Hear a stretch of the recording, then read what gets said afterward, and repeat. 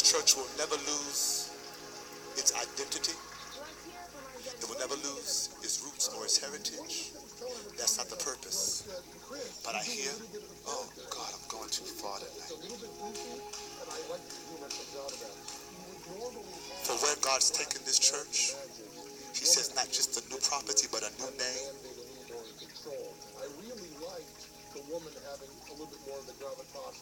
Not just a new property, but a new name.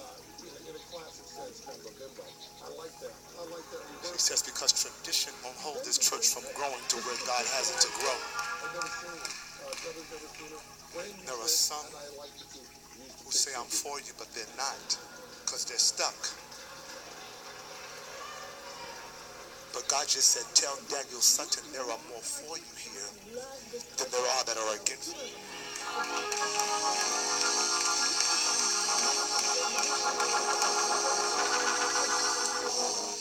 Now see, the spirit of tradition that's trying to hold, we got to do it this way, and they got too much of this, and why we ain't singing this song no more, and they don't do communion right, and they don't do this right,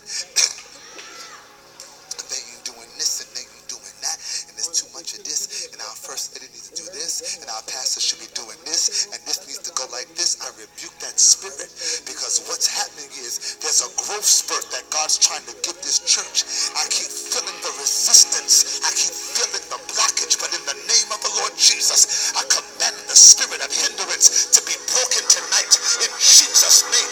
I command this church to get up and get your stuff and get going, because there's a promised land about to break for this ministry, and the enemy will not hold captive the hands of this man of God.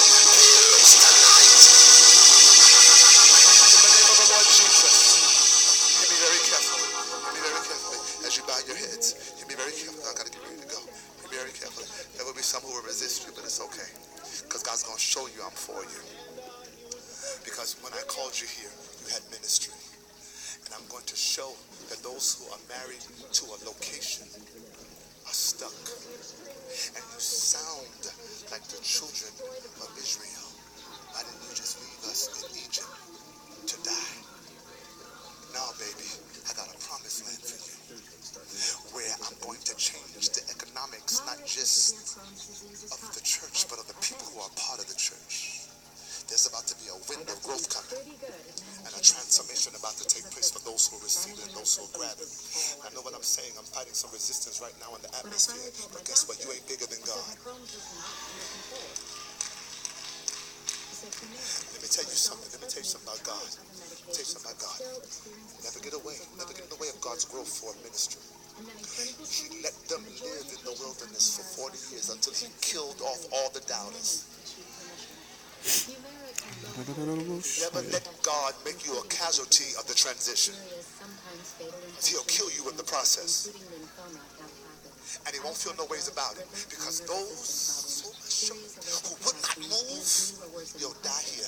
I will only take those who believe in the next level. Because when God gets ready to take a church to another dimension, he will always put the vision in the heart of the pastor. And those who are ready to follow will follow.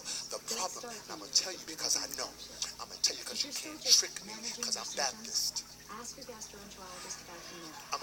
I'm Baptist born and bred, and the problem with us Baptists, we were not trained to respect leadership.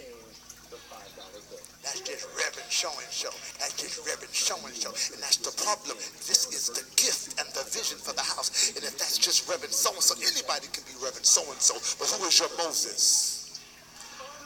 Who is your Joshua? And when you tear down the man of God and replace him because he is hired, remember, you can't fire somebody who God hires. Now break the spirit of control that rests in people who have nothing but a voice when they come in here. You want to control something? Control your house. You want to control God's vision. Satan, the Lord rebuke you, and the blood be against you. I stand as a prophet of God in this house tonight, declaring there's a dividing line coming up in here. There's a shift, there's a move, there's an anointing that I see that God is trying to engender in this church. I feel the spirit of breakthrough hitting this building. I'm talking about the people. The spirit of breakthrough strong up in here. And those who want it, they can have it. Your lives are going to change.